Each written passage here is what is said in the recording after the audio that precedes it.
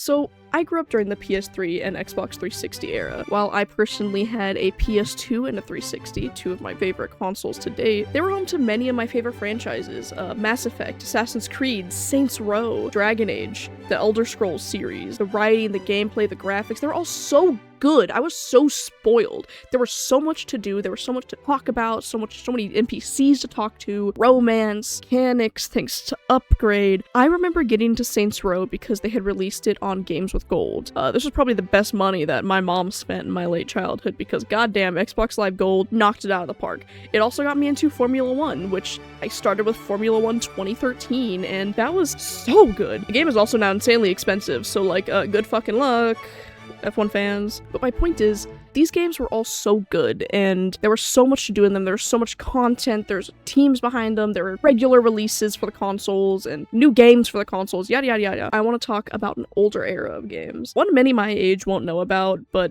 one I bet a lot of you definitely forgot.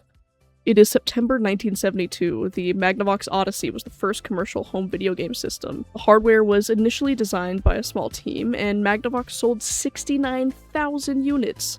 Nice! And 350,000 by the time the console was discontinued in 1975. This was where Atari Telegame's Home Pong enters the picture, introducing an arcade version of the Odyssey's tennis game, now known as Pong. The Odyssey and Atari consoles are pretty well known by now, but a more technically impressive and engaging console held its own in that console market. In November 1976, the Fairchild Channel F, previously named the Video Entertainment System, retailed at $169.95. Again, nice! And quite frankly, it understood the assignment. Financially, the console couldn't compete with Atari, but people didn't know what they were missing back then. They were sleeping on it. I mean, famous gambler Ken Uston played blackjack on your new home console? Who couldn't resist that? Come on, everyone wants to buy a game promoted by Ken Uston.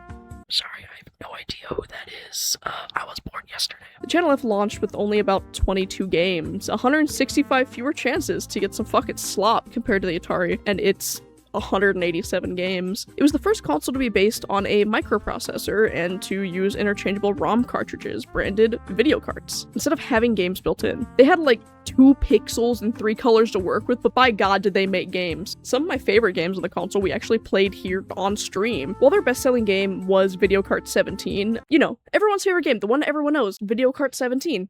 Video Kart 17 was a pinball game. Of course it was. I wanted to share my experience with some of the incredible games in the system because we got in-store a in-box Fairchild Channel F with a stack of in-box Fairchild Channel F video carts. So the one that absolutely blew us away was this Invisible Maze game. It was single or 2-player, as most of the games in the system were. You are making your way through this like little invisible maze, and when you're playing 2-player, it feels more like a race. So, like, you're uncovering it as you, like, move the joystick around. Like, the concept was so simple, but it absolutely blew us away, and it was so much fun. We got distracted for, like, a good 20 minutes with it. The baseball one was also very fun. One player was up to bat, the other was up to pitch, vice versa. It kind of felt more like baseball darts, because you were trying to hit in a certain area of, like, cones. And I did like how fun it was for the pitcher and, like, you know, people controlling the bases to be moving around the 3 little guys. Like, that was so fun. I know that it was like, oh, predetermined when you're moving it, but it was so fun. Drawing. Holy shit. The drawing game on this thing. So do you remember the 360 when you would like put a CD in and you could press play and it would do like the funky, weird shit on the screen? Imagine that, but in the late 70s and there's no sound. So either the console could take over and do some fun drawing, you know, or you and a friend could draw some simple or you and a friend could do some simple pixel art using various sizes and colors, and that's kind of it. Sorry, but now I've done 3 takes, I'm really trying. 2-player breakout. I mean brick breaker. I mean ball bouncer. Whatever the fuck you want to call it. This was absolutely rage bait the game on this console. It took everything in me not to fuck Kaylin over by just like jiggling the joystick around. Speaking of controllers on the Channel F were definitely unique. You hold them with 2 hands, one on the shaft, one on the top, one on the...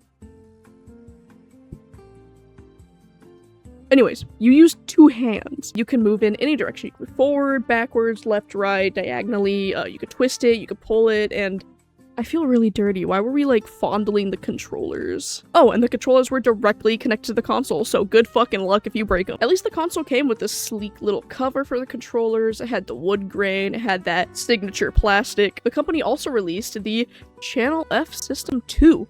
This featured removable controllers and audio coming from the TV as opposed to, you know, from the system itself. It was sold at a price point of $99.95, or a little less if you traded in your initial hunk of gorgeous creativity. I much prefer the Channel F to the Atari, and the simplicity of the games makes it a fun pickup, but the limitations really showed just how talented the game devs were. Now, I couldn't compare it to like a Super Nintendo or a SNES Junior like I'm holding now. What they did with so little was absolutely insane to me. And I'll point out a console from a similar era made by Emerson, the Arcadia 2001, is kind of fucking ugly, to be honest. It used that classic keypad shit. Like, if I looked at this from afar, I'd think car radio, boombox, or phone. Look at it.